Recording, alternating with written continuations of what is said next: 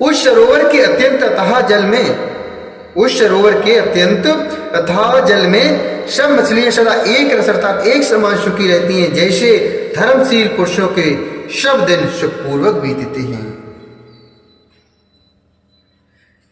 बिकसे सरसिज नाना रंगा, मधुर मुखरे गुंजत बहु भृंगा, बोलत जल कुकुट कलहंसा, प्रभु बिलोक जनु करतो प्रशंसा, प्रभु बिलोक जनु करतो प्रशंसा, चक्रवाक बक खग समुदायी, देखत बनई बरनी नहीं जाई, सुंदर खग गन गिरा सुहाई, जाते पथ के जनु लेत बुलाई, जाते पथ के जनु लेत बुलाई। उसमें रंग बिरंगे कमल खिले हुए हैं, बहुत से भौरे मधुर स्वर से गुंजार कर रहे हैं, जल के मुर्गे और राजहंस बोल रहे हैं, मानो प्रभु को देखकर उनकी प्रशंसा कर रहे हो। चक्रवाक बगुले आदि पक्षियों का समुदाय देखते ही बनता है, उनका वर्णन नहीं किया जा सकता। सुंदर पक्षियों की बोली बड़ी सुहावनी लगती है, मानो रास्ते में जाते हुए पथिक को बुलाए लेती है।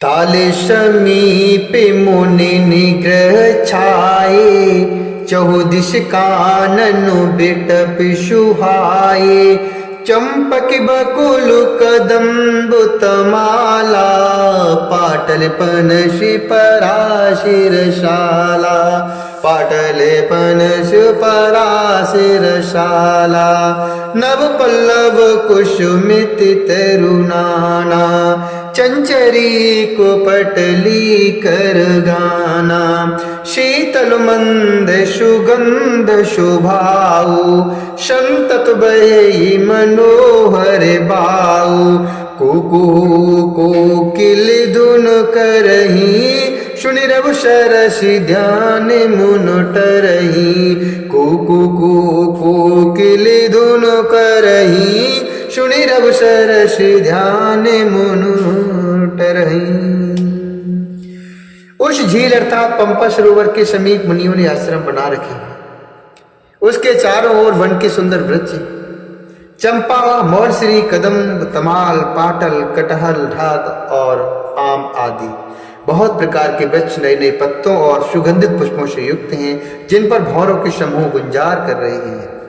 स्वभाव से ही शीतल, मन सुगंधित एवं मन को हरने वाली हवा सदा बहती रहती है। कोयलें कुहू कुहू का शब्द कर रही हैं, उनकी रसीली बोली सुनकर मुनियों का भी ध्यान टूट जाता है। फलु भार निनमि बिटप सबु, रहे भूमि नियराई, पर उपकारी पुरुष जिम नभे सुसंपत्ति पाई। फलों के बोझ से झुककर सारे वृक्ष पृथ्वी के पास आ लगे हैं, जैसे परोपकारी पुरुष बड़ी संपत्ति पाकर अर्थात विनय से झुक जाते हैं। देख रामो अति रुचिर तलावा, मज्जनु कीन परम सुख पावा, देखे सुंदर तरुबर छाया, बैठे अनुजु सहित रघुराया, तह पुनि सकल देव मुनियाए, स्तुति करे निज धाम सिधाए, बैठे परमो प्रसन्न कृपाला, कहत अनुजोषनि कथा रसाला, कहत अनुजोषनि कथा रसाला। श्री राम जी ने अत्यंत सुंदर तालाब देखकर स्नान किया और परम सुख पाया। एक सुंदर उत्तम वृक्ष की छाया देखकर श्री रघुनाथ जी छोटे भाई लक्ष्मण जी सहित बैठ गए। फिर वहां सब देवता और मुनि आए और स्तुति करके अपने अपने धाम को चले गए। कृपालु श्री राम जी परम प्रसन्न बैठे हुए छोटे भाई लक्ष्मण जी से रसीली कथाएं कह रहे हैं। बिरहवंत भगवंत ही देखी, नारद मन भासो विशेषी। मोर साप कर अंगीकारा, सहत राम नाना दुख भारा। सहत राम नाना दुख भारा। भगवान को विरह युक्त देखकर नारद जी के मन में विशेष रूप से सोच हुआ। उन्होंने विचार किया कि मेरे ही साप को स्वीकार करके प्रभु श्री राम जी नाना प्रकार के दुखों का भार सह रहे हैं, अर्थात दुखों को उठा रहे हैं। ऐसे प्रभु ही बिलोकं जाई, पुनि न बनी है अश अवसर पाई। ऐसे प्रभु ही बिलोकं जाई, पुनि न बनी है अस अवसर आई। पुनि न बनी है अश अवसर आई। यह विचारे नारद कर बीना, गए जहां प्रभु सुख आसीना। गए जहां प्रभु सुख आसीना। गावत राम चरित मृदु बानी, प्रेम सहित बहु भांति बखानी।